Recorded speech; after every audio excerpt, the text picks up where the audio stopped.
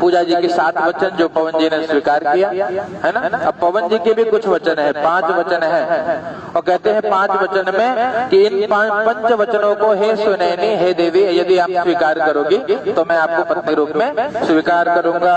इस प्रकार से पवन जी का पहला वचन है क्रीड़ा शरीर संस्कार समाजोत्सव दर्शनो हास्यों परगृह यानम त्यजेत प्रोषित भर्तृका। पहले वचन में आपसे कहते हैं सुनहो वचन ममा पंच सुनैनी राखहु उरधे रज पिक पयनी। 5 वचन मेरा सुनिए। ऐसा पवन जी कहते हैं प्रथम वचन तुम सुनहु सयानी निर्मल मन करे मानहु वाणी मैं मंदिर जिस दिन नहीं होई तुम श्रृंगार करो ना कोई। पवन जी कहते हैं मंदिर में मैं न रहूं, घर में यदि मैं न रहूं तो तन का श्रृंगार कबहू नहीं कीजिए, है ना। स्त्री यदि श्रृंगार करती है तो अपने पति को रिझाने के लिए करती है, और पति ही न यदि उपस्थित है, कहीं वो बाहर गया है, तो विशेष श्रृंगार करने की आवश्यकता नहीं है। किसी समाज के उत्सव में बिना अनुमति के न जाइए। और हास्यों परिगृह यानो, बिना कारण किसी से हास परिहास करना। बिटिया जब पिता के घर में रहती है तो कोई बंधन नहीं है, लेकिन जब यहाँ दाम्पत्य में यानी कि गृहस्थ में प्रवेश करती है तो बंधन आ जाता है ना। और ये बंधन क्या है? कहते हैं बंधन तो प्यार का बंधन है ना, ये प्रेम का बंधन। प्रेम से इसको मानोगे तो जीवन सरल बन जाएगा, सुगम बन जाएगा, कोई समस्या नहीं आएगी। क्या करना पड़ेगा? कहते हैं बिना कारण किसी से हास परिहास न करिए। ये जगत के लोग बहुत श्रेष्ठ लोग हैं, है ना, तो अपने आप को बचा करके चलना होगा। हास्यों परिगृह यान, बिना बोले किसी के घर न जाइए, है ना, कल जहाँ जाइए सबको बता करके जाइए। इस प्रकार से यदि इस नियम का पालन कर पाओगी तो हे देवी मैं आपको पत्नी रूप में स्वीकार करूंगा। ऐसा पवन जी कहते हैं। इनका पहला वचन आपको स्वीकार है। तो दूसरा वचन श्रवण करिए। विष्णु वैश्वानर साक्षी ब्राह्मण ज्ञाति बांधवा पंचमो ध्रुवमालोक्य ससाक्षे त्वं ममागता। द्वितीय वचन में कहूँ बखाना उत्तम ध्यान तेरा राखूं ध्याना। विष्णु विप्र वैश्वानर साक्षी ध्रुव बांधव मिल भी है साचे। कहते हम विवाह जो कर रहे हैं ये ब्रह्म विवाह है, इसमें 5 साक्षी हैं। कौन कौन साक्षी हैं? कहते हैं विष्णु भगवान नारायण साक्षी हैं। और कौन साक्षी हैं? कहते दोनों पक्ष के बंधु बांधव जो हमारे बंधु बांधव एकत्रित हुए वो साक्षी हैं। दोनों पक्ष के ब्राह्मण देवता साक्षी हैं, अग्नि नारायण साक्षी हैं और 5वें ध्रुव तारा साक्षी। ध्रुव नारायण को प्रणाम कर लीजिए। ध्रुव नारायण भगवान की जय। ये इनका कहते हैं ये दूसरा वचन है। तीसरे वचन को श्रवण करिए। पवन जी तीसरे वचन में कहते हैं तव चित्तम मम चित्तम वाच्या वाच्यम न लोपयेत प्रते में सर्वदा देय मृदये स्वमो वरानने। 5वें वचन में कहते हैं राखहु मन चित्त मम अनुकूला। राखहु मन चित्त मम अनुकूला। व्रत हृदये त्वं धारहु मीना। व्रत हृदये त्वं धारहु मीना। इस व्रत को हृदय में धारण करिए। क्या व्रत है? कहते राखहु मम चित्त मन अनुकूला, अपने मन के अनुसार। कहते हमारा दोनों का चित्त एक सा हो, कभी वाद विवाद न हो, है ना।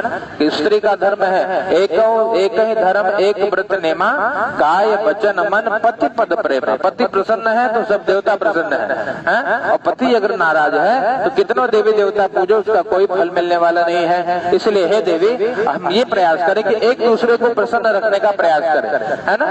और कहते हैं कौन है, कहते हैं पति पत्नी का संबंध है, कहते हैं single soul and different body, है ना। एक आत्मा दो भिन्न शरीर में, यही पति पत्नी है। तो हम दोनों एक बन करके रहे, अनेक न बन। कभी आपकी खुशी के लिए मैं कुछ बर्दाश्त कर जाऊं और कभी मेरी खुशी के लिए आप कुछ बर्दाश्त कर जाइए, है ना। इस प्रकार से अगर जीवन को बिताएंगे तो जीवन में कोई समस्या नहीं होगी। ये इनका तीसरा वचन है। चौथे वचन में पवन जी कहते हैं मम तुष्टिश्च कर्तव्या बंधुना भक्तिरादरात् ममाज्ञा परिपालयेषा पाते व्रत चतुरंग सब विदित कार्य पतिव्रता बनो है सुकुमारी। क्या करिए, कहते पतिव्रत धर्म का पालन करिए। यदि स्त्री पातिव्रत धर्म का पालन करेगी तो कहते उसके पति का कोई बाल बांका नहीं कर सकता, उसका सौभाग्य अखंड बना रहता है। शास्त्रों में ऐसी कई उदाहरण आते हैं। इसलिए हे देवी आप पातिव्रत धर्म का पालन करिए, प्रसन्न रहिए, इस जीवन में कोई समस्या नहीं होगी। इसलिए मेरी खुशी के लिए क्या कर्म करिए, कहते मम तुष्टिश्च कर्तव्या बंधु नाम भक्ति राधरा। बंधु बांधवों का कहते हैं उनका आदर करिए, है ना। क्योंकि आप इस घर में आए तो मेरे माता पिता आपके माता पिता है, मेरा परिवार आज से आपका है और उसको हमेशा आप अपनी तरीके से संभाल कर रखिए, सभी आपसे प्रसन्न रहे, ऐसा कर्म करिए, उसमें मेरी भी प्रसन्नता है। ये इनका चौथा वचन है। और पांचवें वचन को श्रवण करिए। पवन जी कहते बिना पत्नी कथम धर्म आश्रमाणाम प्रवर्तते तस्मात् त्वं मम विश्वस्ता भववामांगगामिनी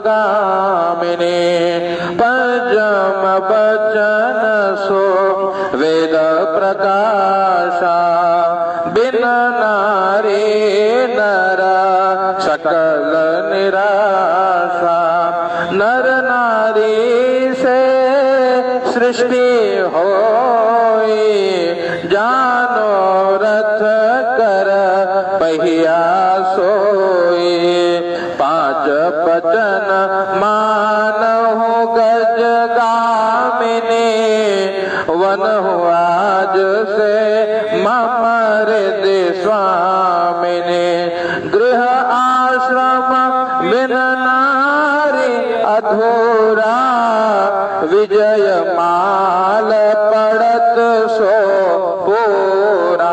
पांचवें वचन में कहते हैं आपसे कि बिना पत्नी का धर्म, बिना पत्नी के धर्म का पालन नहीं हो सकता, बिना पत्नी के जीवन आगे नहीं बढ़ सकता, बिना नर नारी के सृष्टि नहीं उत्पत्ति होती। तो हे देवी आज से मैं आपको पत्नी रूप में स्वीकार करता हूँ, आप मेरे विश्वास पात्र बनने का प्रयास करिएगा। दोनों को एक दूसरे के वचन स्वीकार है। प्रेम से बोलिए लक्ष्मी नारायण भगवान की जय। अग्रे अभिषेक।